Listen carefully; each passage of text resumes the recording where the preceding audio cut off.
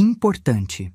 O conteúdo apresentado é uma história fictícia e criada exclusivamente para o canal Ayn Reddit. Nenhum dos eventos narrados aconteceu na realidade. Criado apenas para entretenimento. Quando minha mãe me disse que tinha uma família nova, eu tinha 16 anos e ainda acreditava que amor de mãe era incondicional. Levei anos para entender que algumas pessoas só voltam quando precisam de algo. E quando ela voltou, eu não era mais a menina que ficava em silêncio esperando ser escolhida. Fui apagada da minha própria família aos 16 anos. Quando minha mãe voltou pedindo favor, eu tinha uma pasta esperando por ela. Se você tivesse olhado para a foto na nossa geladeira quando eu tinha 14 anos, teria visto exatamente o que minha mãe queria que o mundo visse. Ela no centro, claro, sempre no centro, com aquele sorriso estudado, o tipo que não chega aos olhos, mas convence qualquer câmera. Eu do lado dela, cabelo penteado com aquele spray que deixava tudo duro e cheiroso demais, usando a blusa que ela escolheu porque combinava com a dela. A gente parecia uma família de catálogo, coordenada, harmoniosa, funcional. Mas se você chegasse mais perto e olhasse para os meus olhos, ia notar que eu não estava olhando para a câmera. Estava olhando para ela, tentando entender o que ela queria de mim naquele momento. Se era sorrir mais, sorrir menos, ficar quieta, falar alguma coisa engraçada para animar o clima. Essa foi a maior habilidade que eu desenvolvi na infância. Ler minha mãe. Meu nome é Camila. E por muito tempo, ler minha mãe foi o único mapa que eu tinha. Ela não foi uma mãe ruim da forma que aparece nos filmes. Não gritava sem motivo, não bebia, não sumia por semanas. Era mais sutil do que isso, mais elegante na crueldade, se é que você pode chamar assim. Ela estava presente fisicamente, fazia janta 4 vezes por semana, assinava minhas provas, aparecia nas reuniões de pais e mestres com aquela bolsa bege e aquele jeito de falar que fazia as professoras rirem de tudo que ela dizia. Era charmosa minha mãe, sempre foi. O problema era que esse charme tinha destinatários específicos, e eu raramente estava na lista. Com ela, eu nunca tinha certeza de nada. Tinha dias em que ela me chamava para sentar no sofá, colocava minha cabeça no colo e ficava passando a mão no meu cabelo enquanto a gente assistia séries juntas. Nesses momentos, eu ficava completamente imóvel, como se qualquer movimento pudesse quebrar o encanto. Como se eu fosse uma coisa frágil que ela tinha decidido, por aquela tarde, gostar de ter. E tinha dias em que eu entrava num cômodo e ela suspirava. Só isso. Um suspiro. E eu passava o resto do dia tentando entender o que eu tinha feito. Aprendi cedo que o amor da minha mãe era condicional. Só não entendi, por muito tempo, qual era exatamente a condição. Rodrigo apareceu na minha vida quando eu tinha 15 anos e meio. Minha mãe o conheceu num curso de finanças pessoais que ela fez em janeiro. Daqueles que prometem transformar sua relação com o dinheiro e geralmente só transformam sua relação com pessoas casadas. Rodrigo era separado há 2 anos, usava relógio caro e tinha o tipo de voz que parece sempre estar apresentando algo. Na primeira vez que ele veio jantar lá em casa, eu fiz questão de ser invisível. Comi rápido, fui para o quarto, coloquei fone de ouvido. Não porque estava com raiva. Só porque sabia, com aquela intuição que as filhas desenvolvem quando passam anos estudando as mães, que aquele homem ia mudar alguma coisa. Não imaginei que ia mudar tudo. Rodrigo tinha uma filha, Isabela, 16 anos, 2 a mais do que eu na época, e o tipo de presença que ocupa o cômodo inteiro antes de entrar. Alta, bonita, com aquele jeito de adolescente que já sabe que vai ser adulta impressionante. Ela não foi antipática comigo. Foi algo pior, indiferente.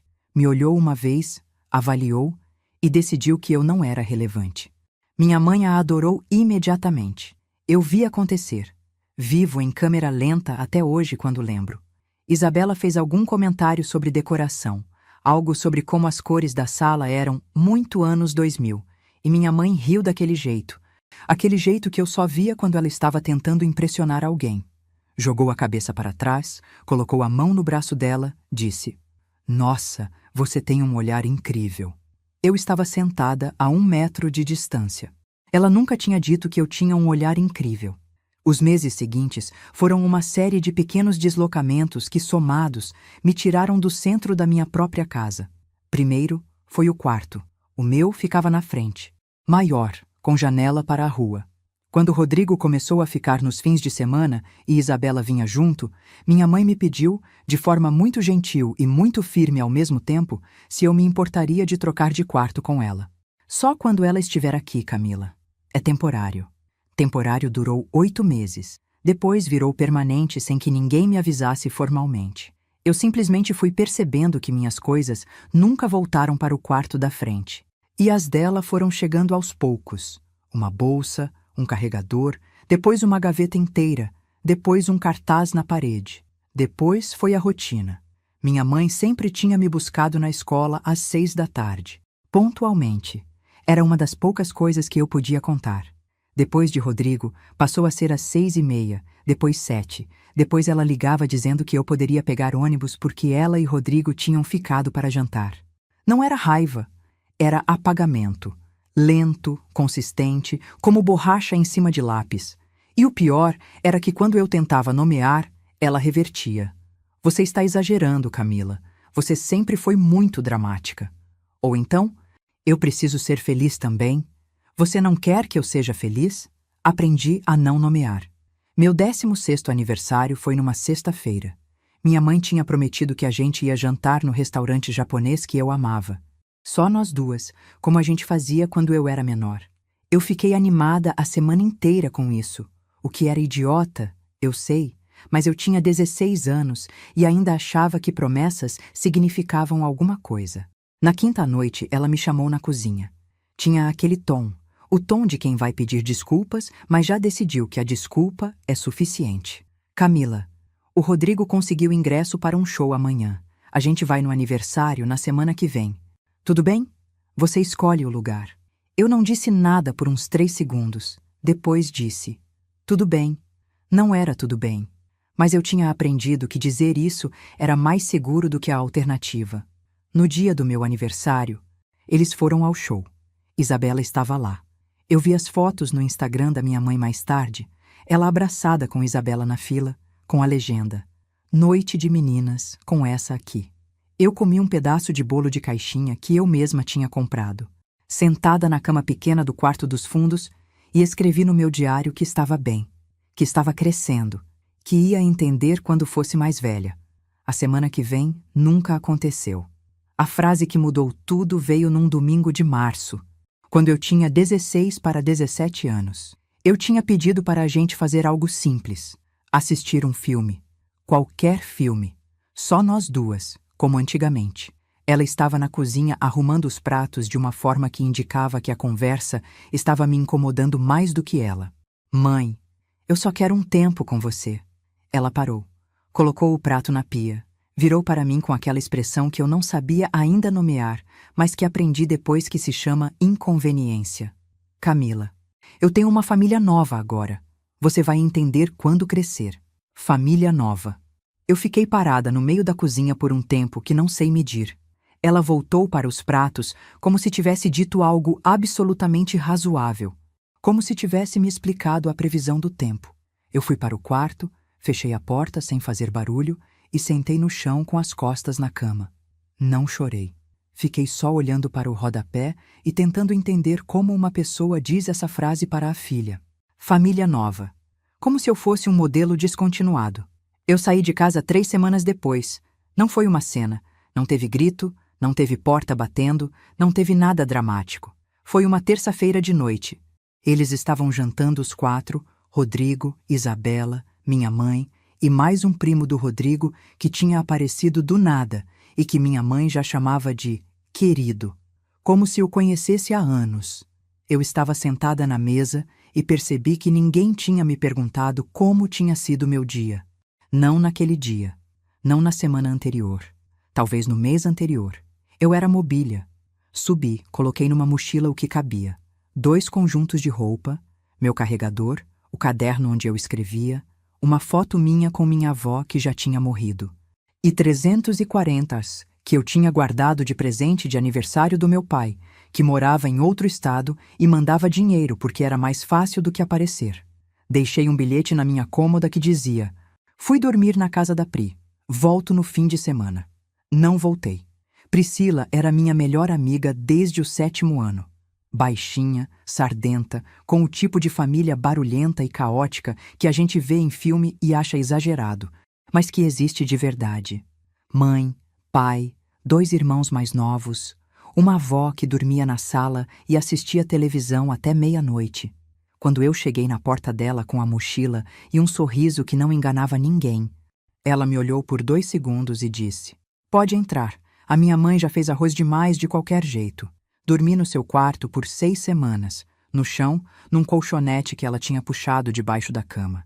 A mãe da Pri, Dona Fátima, nunca perguntou diretamente o que tinha acontecido. Só foi colocando meu nome na lista do almoço, me acordando quando o café ficava pronto, me mandando dobrar o colchonete quando terminava de usar. Era amor sem cerimônia. O melhor tipo. Na escola, eu continuei funcionando. Sempre fui boa aluna, não por prazer, mas porque as notas eram a única coisa que eu controlava completamente. Fui, entreguei trabalho, sorri quando precisei, disse que estava tudo bem quando a professora perguntou. Minha mãe mandou 3 mensagens nessas 6 semanas. A primeira perguntando onde estava o controle remoto da sala, a segunda avisando que ia lavar meu cobertor. A terceira dizendo que o Rodrigo tinha feito churrasco no fim de semana e que tinha sobrado costela se eu quisesse passar lá. Não respondi nenhuma. Aos 17 anos eu arrumei meu primeiro emprego. A dona de uma papelaria perto da escola estava precisando de alguém para trabalhar no sábado e domingo. Não era nada. Era vender caneta e tirar xerox e aguentar criança mexendo em tudo, mas pagava $600 por mês e eu recebia em dinheiro na segunda-feira. Cada nota eu dobrava e colocava num envelope que eu guardava no fundo da mochila. Não porque tinha um plano, só porque precisava sentir que havia algo entre mim e o nada. Dona Conceição, a dona da papelaria, tinha 60 e poucos anos e o tipo de curiosidade direta que intimida e aconchega ao mesmo tempo. Na terceira semana que trabalhei lá, ela me olhou por cima dos óculos e disse: "Você não mora perto daqui." "Não." Eu disse. "Mora onde?" Parei. "Com uma amiga." Ela assentiu como se isso explicasse tudo o que ela precisava saber. Não perguntou mais, mas começou a guardar para mim, às vezes, um pão de queijo que sobrava do lanche dela. Pequenos gestos. Você aprende a viver deles. Quando completei 17 anos, minha mãe mandou uma mensagem de parabéns às 11h47 da manhã. "Feliz aniversário, filha. Que Deus abençoe sua caminhada." Emoji de mãos juntas. Como se eu fosse uma conhecida de igreja. Priscila fez um bolo de chocolate com cobertura de Nutella que ficou torto e lindo. A Dona Fátima botou uma vela e cantou parabéns com os irmãos da Pri berrando fora do tom. O pai da Pri apareceu da garagem com aquele jeito tímido e me deu um abraço rápido e disse: "Muitos anos de vida, menina." Chorei no banheiro depois, mas de gratidão, não de saudade. Naquela noite, deitada no colchonete, decidi que ia voltar para casa. Não porque queria, porque precisava terminar o ensino médio com endereço fixo, porque a escola ficava perto da casa da minha mãe, porque eu não podia ficar parasitando a família da Pri para sempre, por mais que eles nunca tivessem me feito sentir assim. Voltei numa quinta-feira de manhã, quando sabia que minha mãe estaria no trabalho e Rodrigo numa reunião. Coloquei minhas coisas de volta no quarto dos fundos, que estava exatamente igual, como se eu não tivesse faltado, como se ninguém tivesse notado o vazio. Isso, de alguma forma, doeu mais do que qualquer coisa que ela poderia ter dito. Os últimos meses antes de completar 18 foram uma negociação silenciosa. Eu existia na casa como uma inquilina educada. Pagava minha parte indiretamente, comprando meu próprio shampoo, meu próprio sabonete, minha própria comida quando podia. Quando não podia, pegava o mínimo da geladeira e deixava um bilhete dizendo que ia repor. Minha mãe me via pela casa e era gentil da forma que se é gentil com alguém que você não quer confrontar. Perguntava como estava na escola. Eu dizia bem. Ela assentia. Acabava. Isabela tinha se mudado para lá de vez. Oficialmente, Rodrigo tinha apartamento próprio, mas na prática ele dormia lá 5 noites por semana, e Isabela ficava nos fins de semana e nas férias, e quando bem entendia. Ela usava meu banheiro sem pedir. Comia minha comida sem perceber que era minha. Emprestava meus livros sem devolver. Eu não dizia nada. Estava contando os dias. Me formei no ensino médio numa quarta-feira de dezembro. Minha mãe foi à formatura. Isso eu preciso reconhecer. Ela foi, sentou na terceira fileira, aplaudiu quando anunciaram meu nome, tirou foto com o celular. Depois, veio até mim com um sorriso que era genuíno, pelo menos em parte. Você arrasou, filha. Tenho muito orgulho. Eu sorri de volta. Deixei ela me abraçar. Não retribuí o abraço com a mesma intensidade, mas também não recuei. Rodrigo deu um tapinha no meu ombro e disse: Parabéns, garota, futuro brilhante. Isabela não foi. A dona Fátima foi. Ficou na última fileira com os irmãos da Pri e gritou meu nome mais alto do que qualquer mãe gritou o nome de qualquer filho naquele ginásio. Fui abraçá-la antes de ir embora, e ela me segurou por um tempo maior do que o necessário. O tipo de abraço que diz coisas que as pessoas não sabem colocar em palavras. Naquele dia, eu soube que tinha sobrevivido. Me mudei 3 semanas depois da formatura. Juntei o que tinha guardado, 2.200 reais, mais um mês de papelaria que a dona Conceição me pagou adiantado porque ela sabia o que estava acontecendo, mesmo nunca tendo perguntado diretamente. E aluguei um quarto numa casa compartilhada com outras 3 meninas. O quarto tinha uma janela que dava para um muro. A cama era de solteiro com colchão fininho. Tinha um armário de 2 portas que chiava quando abria. Mas a fechadura era minha, só minha. Fiquei parada na porta por 1 minuto inteiro antes de entrar, segurando a chave, olhando para aquele espaço pequeno e imperfeito e completamente meu. Minha mãe mandou mensagem, perguntando se eu precisava de ajuda para carregar coisas. Eu disse que não, que estava bem resolvido. Ela disse: qualquer coisa você sabe onde estamos. Eu guardei o celular. Os 2 anos seguintes foram os mais difíceis e os mais honestos da minha vida. Trabalhei na papelaria até a dona Conceição se aposentar.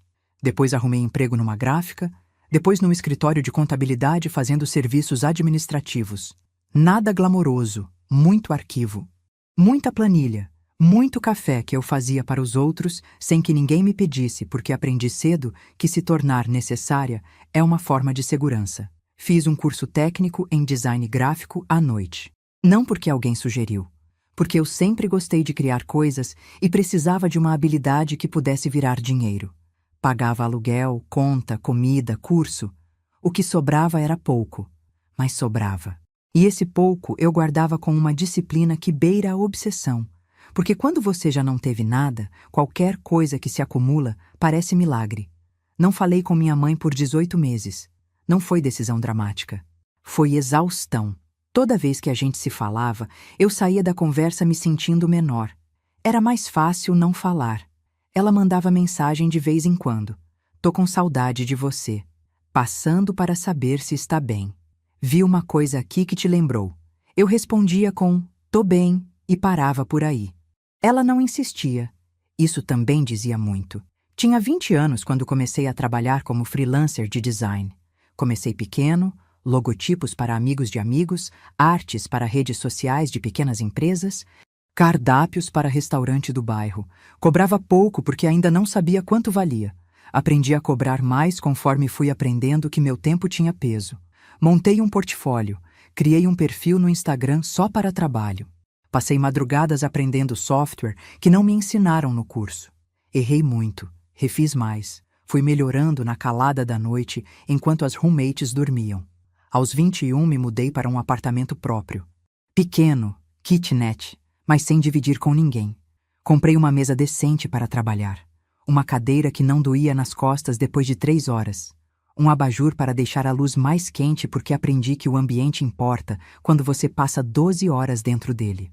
Pendurei na parede uma foto minha e da Pri de quando a gente tinha 15 anos, risadas abertas, despenteadas, sem saber ainda o que estava por vir.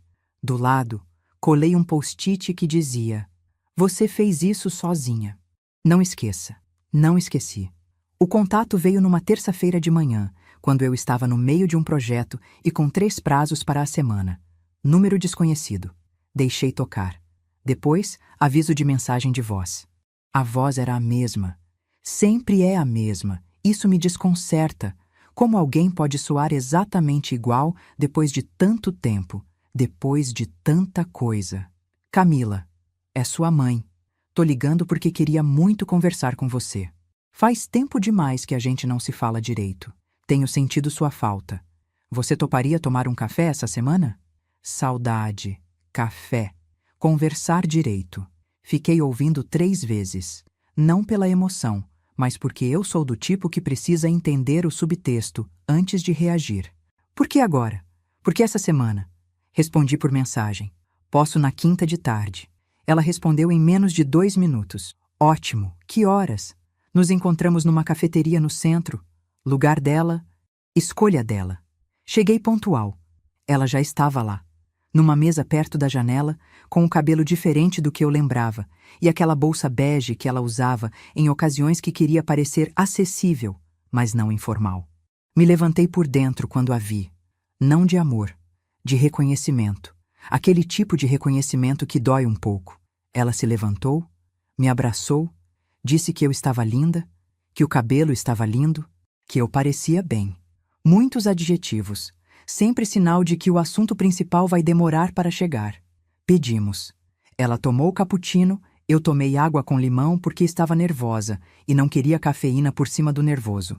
Conversamos sobre coisas pequenas, como estava a Pri, que estava fazendo medicina e ia se casar, como estava a Dona Conceição, que eu perdi o contato, se eu ainda morava na mesma kitnet. Eu respondia. Ela ouvia.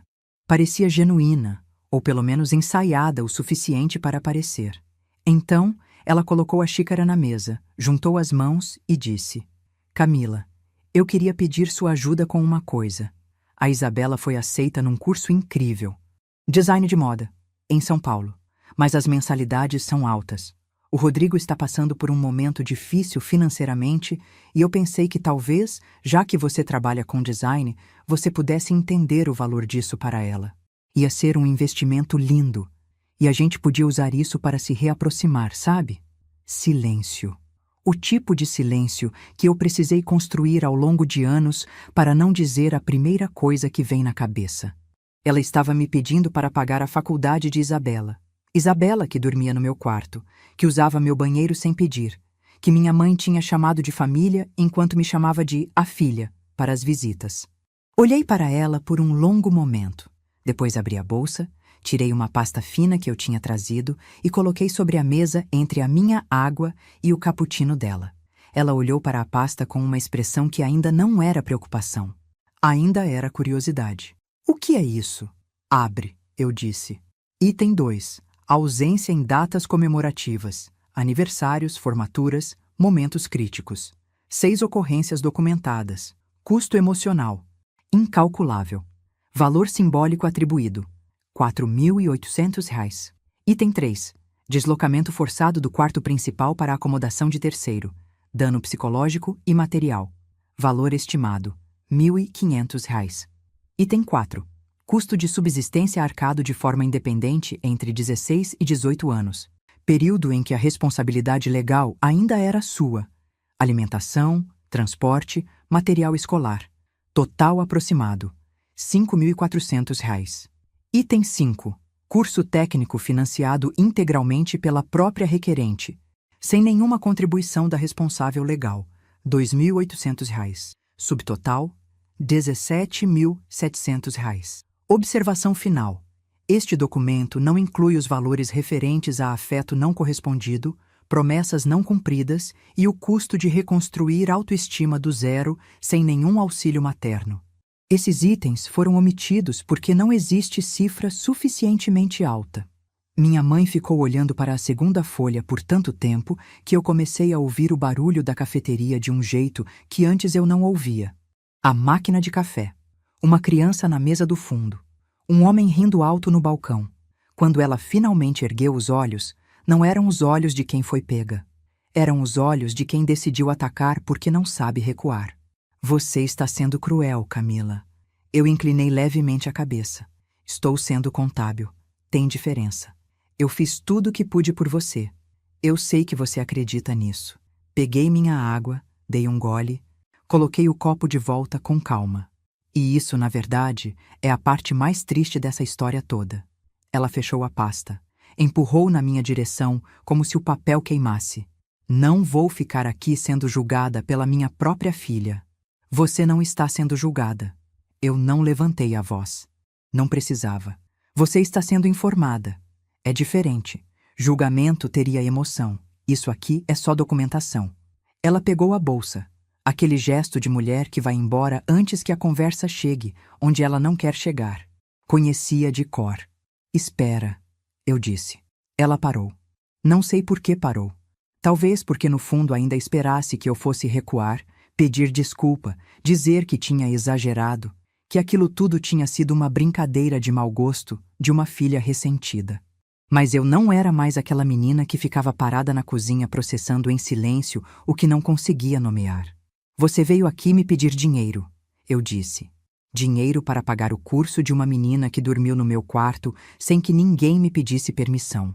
Que comeu minha comida, que usou meu banheiro, que você apresentou para todo mundo como família enquanto eu aprendi a comprar meu próprio shampoo aos 16 anos. Fiz uma pausa. Você não veio aqui porque sentiu minha falta. Você veio porque precisava de algo, e eu preciso que você saiba que eu sei disso. Não porque quero te machucar, mas porque não vou mais fingir que não sei. Silêncio. O tipo de silêncio que dura mais do que deveria numa cafeteria movimentada. As pessoas ao redor não percebiam.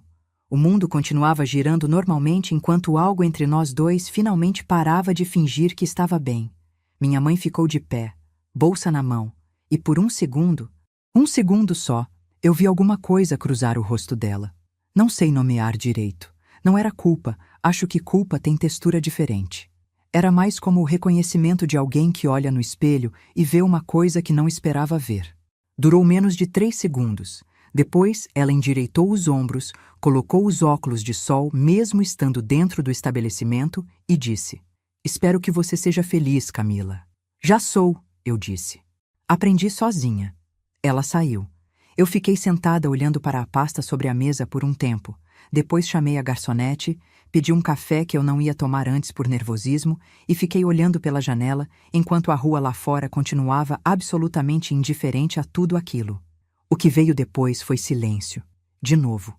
Mas um silêncio diferente de todos os anteriores. Os silêncios da minha infância eram pesados, cheios de coisas que eu não podia dizer. O silêncio depois da saída dela da cafeteria era outro tipo de coisa. Era espaço. O tipo que aparece quando você para de segurar algo que estava carregando há muito tempo sem perceber. Voltei para casa, abri o computador, entreguei 2 projetos que estavam no prazo, respondi e-mails, tomei banho, aqueci uma sopa, comi em paz. Não fiquei pensando nela. Isso era novidade. 3 dias depois, Isabela me mandou mensagem. Não tínhamos trocado uma palavra desde que eu tinha saído de casa. O número dela ainda estava salvo no meu celular. Não sei por quê. Talvez por inércia. Talvez porque apagar fosse um gesto que exigia energia que eu preferia usar em outras coisas. Oi, Camila. Minha mãe me contou que você se encontrou com a sua mãe. Acho que teve um mal-entendido. Queria conversar se você topar. Eu li 3 vezes. Mal-entendido. Fiquei olhando para a palavra por um tempo. Mal-entendido. Como se o problema fosse comunicação. Como se tudo que tinha acontecido fosse uma questão de interpretação equivocada e não de escolhas deliberadas, feitas por adultos que sabiam exatamente o que estavam fazendo. Comecei a digitar uma resposta longa. Parei. Apaguei. Comecei de novo. Parei de novo. No final mandei. Não houve mal-entendido, Isabela. Tudo foi muito claro. Boa sorte no seu curso. Ela respondeu com um emoji de coração partido. Não respondi. Bloqueei o número. Não com raiva. Com a mesma calma com que se fecha uma janela quando começa a ventar frio. Uma semana depois, meu telefone tocou com um número que eu não reconhecia, mas que tinha o DDD da cidade onde meu pai morava. Meu pai, Paulo. O homem que tinha me ensinado a andar de bicicleta antes de ir embora. Que mandava dinheiro no aniversário como se dinheiro pudesse substituir presença, que eu não via há 4 anos. Camila? É o papai. A voz dele era mais grossa do que eu lembrava. Ou talvez eu tivesse esquecido o timbre com o tempo. Oi, eu disse com cuidado. Tô ligando porque sua mãe me ligou. Uma pausa. Ela tá preocupada com você. Fechei os olhos por 2 segundos. Respirei pelo nariz. Ela não tá preocupada comigo, pai. Ela tá preocupada porque eu não fiz o que ela queria que eu fizesse. Camila. Família é família. Às vezes a gente precisa ceder. Eu cedi por anos. eu disse, com uma calma que surpreendeu até mim. Cedi o quarto, cedi o espaço, cedi presença em datas importantes, cedi silêncio quando deveria ter falado. Já cedi o suficiente. Silêncio do outro lado. Você ficou muito dura, filha. Eu deixei a frase pousar. Não rebati, porque sabia que era inútil. Porque meu pai era o tipo de pessoa que confunde limite com frieza, que acha que amor incondicional significa aceitar qualquer coisa de qualquer pessoa desde que ela seja família. E eu não tinha mais energia para explicar a diferença para quem não queria entender. Pai, fico feliz que você ligou. De verdade. Mas eu não vou mudar de ideia. Se você quiser conversar sobre outras coisas, eu adoraria. Mas sobre isso, já foi. Ele ficou em silêncio por mais alguns segundos. Depois disse: Tá bom, filha. Cuida de você. Você também, eu disse. Desliguei. Fiquei sentada no chão do meu apartamento, de costas na parede, por uns 10 minutos. Não chorando, só deixando o peso das coisas se acomodar no lugar certo. O que ninguém te conta sobre se libertar de uma situação assim é que a liberdade não vem com música de fundo. Não tem um momento cinematográfico onde a luz muda e tudo fica luminoso e você sente que chegou. A liberdade, pelo menos a minha, veio aos pedaços, em dias comuns, num projeto entregue no prazo, numa sexta-feira que eu passei inteira sem verificar se tinha mensagem de ninguém da família. Num aniversário que eu comemorei com a Pri e o noivo dela e 2 amigos novos que fiz pelo trabalho, com vinho barato e risada alta e bolo que desabou no meio e ficou gostoso do mesmo jeito. Veio na manhã em que acordei e percebi que tinha dormido 8 horas sem nenhum pesadelo. Veio na tarde em que um cliente me mandou mensagem dizendo que a identidade visual que eu tinha criado para a empresa dele tinha aparecido numa matéria de uma revista de design.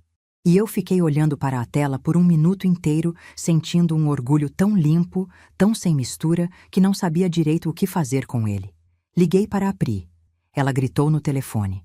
Mandei foto para a dona Fátima, que respondeu com 7 emojis de coração e uma foto dela mesma segurando o celular em frente ao espelho, como se quisesse mostrar para alguém que estava vendo aquilo. Não liguei para minha mãe.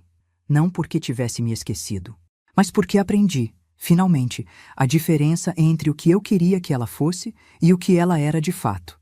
E aprender essa diferença foi o maior presente que eu me dei.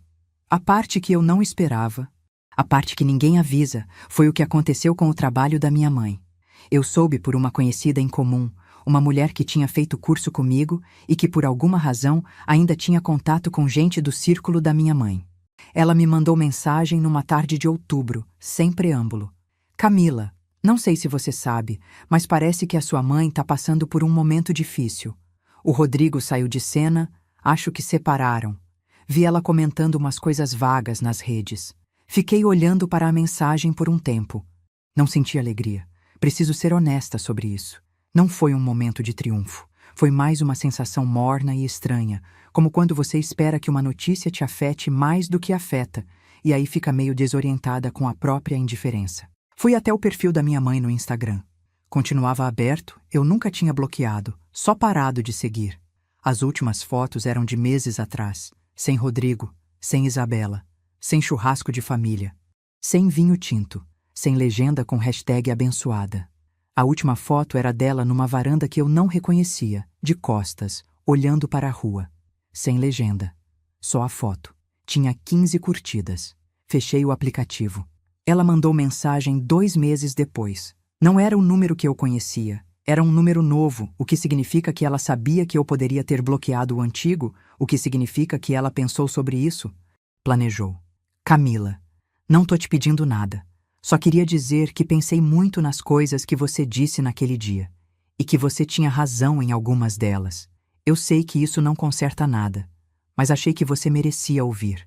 Li 3 vezes. Depois fui lavar a louça. Fui regar a planta que eu tinha comprado recentemente. Um cacto pequeno que eu tinha colocado na janela porque cacto sobrevive com pouco, e eu me identificava com isso mais do que queria admitir. Varre o chão do apartamento. Tomei um copo d'água. Voltei para o celular. A mensagem continuava lá. Sentei na beira da cama e fiquei pensando no que eu queria de verdade, não no que era certo fazer, não no que as pessoas esperariam de mim. No que eu, Camila, de fato queria. E a resposta foi mais simples e mais complicada do que eu esperava. Eu não queria vingança. Nunca quis, na verdade, por mais que durante anos eu tenha confundido a minha raiva com esse desejo. O que eu queria, o que eu sempre quis, era que ela tivesse me escolhido quando podia. Mas isso não era mais possível de ter. Esse tempo tinha passado e nenhuma mensagem consertava. O que era possível agora era diferente. Menor, mais honesto, respondi. Obrigada por falar. Precisei ouvir isso. Mas não vou fingir que resolve, porque não resolve. Eu tô bem. Tô construindo uma vida que é minha. Se um dia você quiser conversar de verdade, sem pedido, sem agenda, pode falar. Mas não vou correr para te encontrar no meio do caminho. Aprendi que não é minha função. Mandei. Não fiquei esperando resposta. Fui dormir às 10 da noite. Acordei às 6:30 com o sol entrando pela janela do meu apartamento, que era pequeno e meu e cheirava a café que eu ia fazer daqui a pouco. Ela respondeu às 9 da manhã. Entendo. Obrigada por responder. Só isso. Sem argumento, sem contraponto, sem tentar reabrir o que eu tinha fechado com cuidado. Fiquei olhando para as duas palavras por um momento e senti alguma coisa que levei um tempo para identificar porque não era o que eu esperava sentir. Era compaixão. Não o tipo que te enfraquece, o tipo que vem depois que você já não precisa mais de nada da outra pessoa, quando você consegue vê-la como um ser humano que também errou e também sofreu as consequências, sem que isso mude nada do que aconteceu e sem que isso exija que você abra mão de nenhuma fronteira que custou caro construir. Deixei o celular na mesa, fiz o café, reguei o cacto, abri o computador. Tinha 3 mensagens de clientes esperando. Um projeto novo que tinha chegado na véspera. Uma marca pequena de acessórios que queria uma identidade visual completa. Animei com a proposta, algo visual e autoral. O tipo de trabalho que me fazia sentar e esquecer que existia relógio. Passei a manhã inteira nisso. Rascunhos, paletas de cor, referências. O tipo de concentração que só vem quando você está fazendo algo que escolheu de verdade. A Pri casou em novembro. Cerimônia pequena, numa chácara perto da cidade, com 40 pessoas e muita comida e uma playlist que ela mesma montou com músicas que iam do sertanejo ao indie português, sem pedir desculpa por isso. Ela me pediu para fazer todo o material visual do casamento. Convites, letreiros, o cartaz do cardápio, o bem casado personalizado. Fiz tudo de graça, não porque ela pediu, mas porque foi a primeira vez na vida que trabalhar em algo foi também uma forma de amor. No dia, eu estava na mesa mais perto da pista de dança quando o pai dela chamou a Pri para dançar a valsa. Aquela tradição do pai com a filha, aquela música lenta, aquele giro devagar enquanto o mundo assiste. A dona Fátima estava sentada do meu lado. Ela pegou minha mão no meio da música, sem dizer nada, só segurou. E eu deixei. Fiquei assistindo a Pri dançar com o pai dela e segurei a mão da dona Fátima. E não precisei de mais nada do que aquilo. Depois, quando a música mudou e a festa esquentou e a Pri me puxou para a pista, eu fui. Dançamos por um tempo ridículo, sem graça nenhuma, completamente sem ritmo como sempre fomos, rindo de nós mesmas, enquanto o noivo dela registrava no celular com aquele sorriso de quem sabe exatamente que vida escolheu. Voltei para casa à meia-noite, ainda de vestido, sapato na mão, maquiagem levemente borrada de tanto rir. Sentei na beira da cama e fiquei olhando para o apartamento no escuro por 1 minuto antes de acender a luz. Pensei na menina que tinha dormido no colchonete da Pri, segurando $340 num envelope, como se fossem a última coisa entre ela e o abismo. Pensei na menina que tinha aprendido a comprar o próprio shampoo, porque ninguém ia fazer isso por ela. Que tinha acordado no dia do aniversário num quarto que não era seu e recebido um emoji de mãos juntas no lugar de presença. Essa menina tinha sobrevivido. Tinha trabalhado, estudado, errado, recomeçado, construído algo do zero com as mãos e com teimosia e com a ajuda de pessoas que não deviam nada a ela, mas que escolheram estar.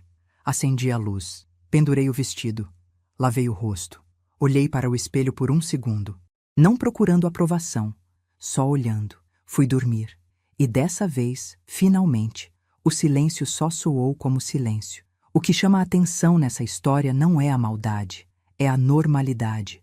A mãe de Camila nunca levantou a voz, nunca expulsou a filha, Nunca fez nada que pudesse ser facilmente apontado como errado. Ela simplesmente foi escolhendo, aos poucos, silenciosamente, quem merecia o seu centro. E Camila foi sendo empurrada para as margens com tanta delicadeza que demorou anos para nomear o que estava acontecendo. Esse é um dos padrões mais difíceis de identificar dentro de casa: o apagamento gentil. Quando o abandono não grita, ele sussurra.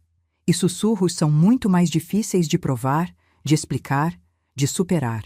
O que Camila fez não foi vingança, foi contabilidade emocional. Ela simplesmente parou de fingir que o que foi tirado dela não tinha valor. Você teria respondido diferente se fosse a Camila? Comenta aqui embaixo o que você teria feito quando ela abriu a pasta na mesa. E se você conhece alguém que viveu algo parecido, marca essa pessoa, porque essa história pode ser exatamente o que ela precisa ouvir hoje.